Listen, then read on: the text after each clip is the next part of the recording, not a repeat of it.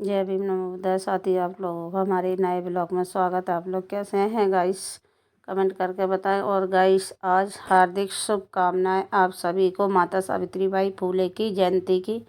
तो माता सावित्रीबाई फुले की जयंती का हमने प्रोग्राम रखा हुआ है। सभी लोग यहाँ पे अपनी अपनी राय और मतलब जो भी जानते हैं सावित्रीबाई फुले के बारे में तो वो बता रहे हैं। सो गाइस आप लोगों को मेरा ब्लॉग कैसा लगता है कमेंट करके ज़रूर बताएं। और क्या कहते हैं गाइस, कुछ रियल आवाज़ अभी आपको सुनाएंगे यहाँ पे, उसके बाद हम वॉइस ही आवाज़ डालेंगे। बात से भी हम अंदाजा लगा सकते हैं कि यदि आत्मा होती और अजर अमर होती तो तथागत बुद्ध ने जैसे अपने शिष्यों के लिए कहा है कि अमृत पर जो है वो निर्वाण का मार्ग है, जो निर्वाण है। तो निर्वाण, जिस व्यक्ति को निर्वाण प्राप्त हो जाता है उसके बाद उसका कभी भी किसी रूप में जीवन नहीं होता, वो पैदा नहीं होता है। तो यदि आत्मा होगी तो वो फिर जन्म लेंगे, बार-बार लेंगे, लेकिन ऐसा नहीं है। ये कबूल करते हैं, इसमें कोई भी साथ नहीं है, ना आत्मा है ना परमात्मा है। हम सरस्वती को मानेंगे, प्रकृति को मानेंगे और कर्म का सिद्धांत तथागत बुद्ध ने बताया है उनको मानेंगे। तो आत्मा के विषय में एक अध्याय है, इसमें ही है हमारे भगवान बुद्ध और उनका धम्म जो है एक सुरक्षित नाम का और परार प्राकृतिक बातों के लिए उन्होंने कहा। आत्मा परमात्मा और परार प्राकृतिक बातों के लिए तथागत बुद्ध ने कहा है कि एक सुरक्षित नाम का व्यक्ति था जो तथागत बुद्ध के धर्म के अंदर शामिल हो गया, जीवन ले लिया, भिक्षु बन गया, लेकिन उसका मन जो है धर्म को सीखने में तो बहुत कम था। वो प्राकृतिक और आश्चर्यचकित कर देने वाली बातें, चमत्कार, ऐसी चीजों में बड़ा ध्यान था उसका।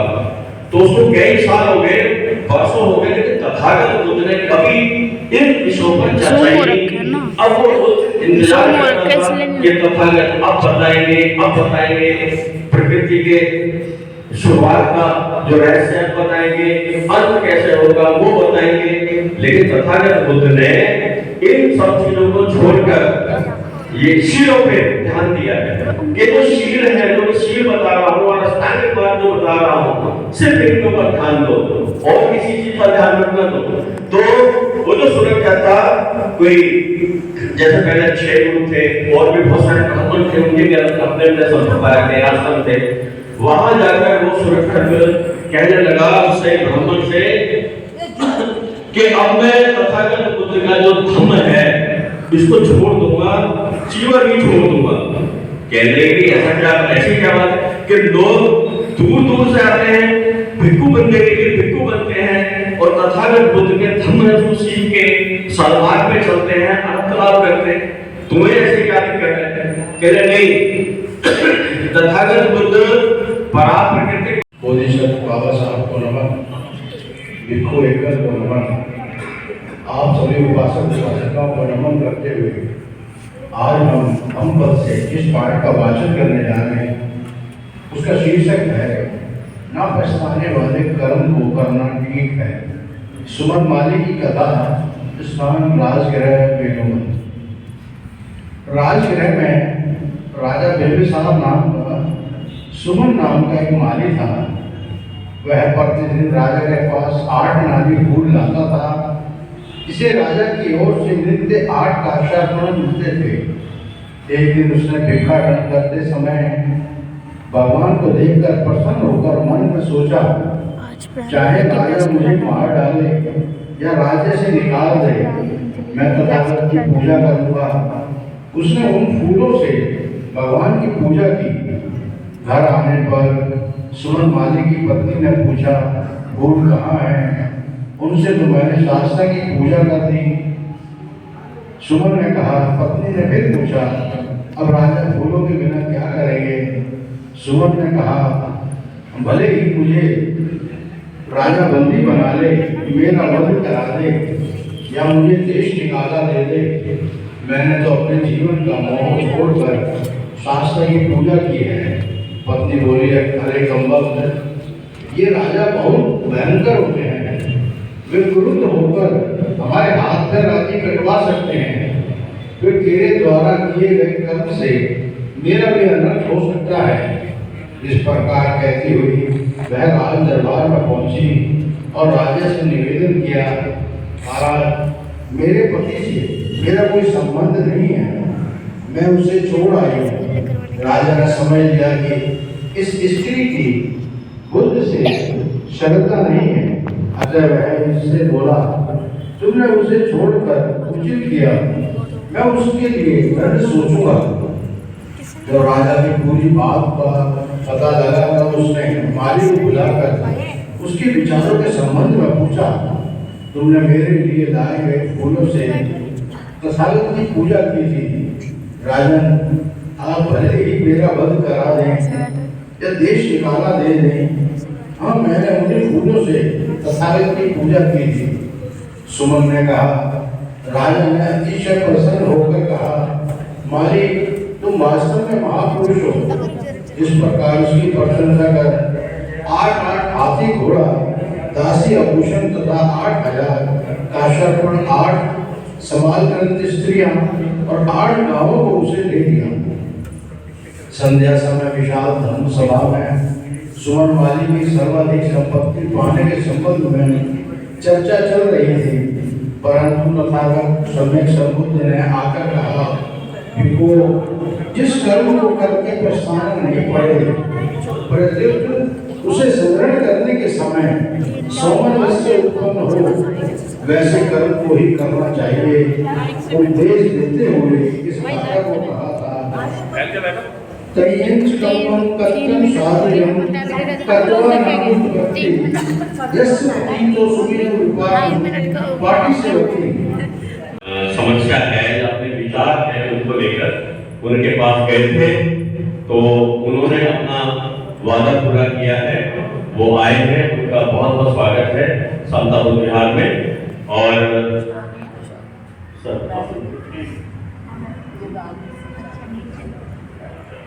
तो सबसे पहले हम अपनी बात बाद में रखेंगे उनके सामने।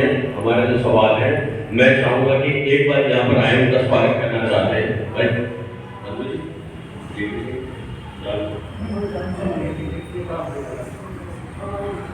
बबली जी, शीला जी, आके आप भी जरा स्वागत करते हैं साहिब संगवाल जी का। समता बुद्ध विहार प्रबंधक संघ की तरफ से आप उनका स्वागत करें।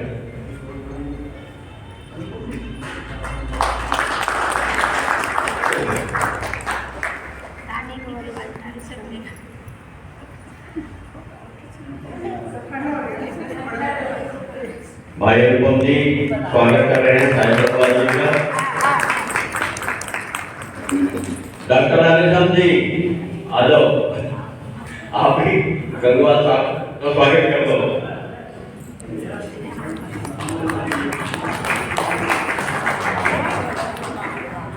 प्रेमलता जी, आंटी आप आ जाइए।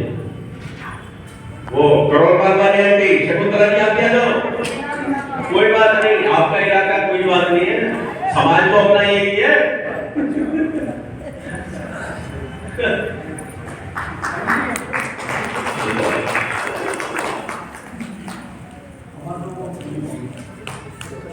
भाई साहिब गंगवाल जी किसी परिचय के मोहताज नहीं है। अपने काम की वजह से साहिब गंगवाल जी हमेशा यूट्यूब पर और आम पब्लिक के बीच में हमेशा छाए रहते हैं। वो ऐसे ऐसे मुद्दे उठाते हैं, ऐसे ऐसे काम कर रहे हैं कि जो काम विधायक को वो करना चाहिए, एमपी को करना चाहिए, वो काम भाई साहिब गंगवाल जी कर रहे हैं एक काउंसलर होकर। परम पूज्य डॉक्टर बाबा साहब अम्बेडकर को नमन, बंदे एकल को नमन। आप सभी नमन, जय भीम, नमस्कार। आज शिक्षा के ऊपर बहुत सभी लोगों ने थोड़ा थोड़ा बोला है और बहुत अच्छा बोला है। तो अगर शिक्षा कहीं से आई होगी तो शिक्षा की देवी है सावित्रीबाई फुले, जिसने महिलाओं का उद्धार किया है। अगर आज शिक्षा नहीं मिली होती महिला को तो आप सब तो मेरे जैसी क्लास वन ऑफिसर नहीं बनती, देश की राष्ट्रपति नहीं बनती, देश की प्रधानमंत्री नहीं बनती, बड़े औरतें हैं आज, बोलने की आदत ही नहीं थी, चलने की आदत ही नहीं थी, घूंघट में रहना, चूल और मूल मराठी में बोलते हैं, चूल्हा और बच्चा संभालना, इतना तक ही उसका काम था, जो आज ये सब नहीं होता। अगर महात्मा ज्योतिबा फुले जी ने सावित्रीबाई फुले जी को अगर नहीं पढ़ाया होता तो आज जितनी भी महिलाएं बैठी हुई है आज यहाँ कुछ ना कुछ तो पढ़ी है, तो आज ये सब नहीं होता और आज हम खुले आसमान में सांस नहीं ले सकते। तो उस देवी को नमन है और उसके सम्मान में 2 लाइनें गाती हूँ। मराठी में बहुत अच्छे अच्छे गाने हैं और बहुत अच्छे अच्छे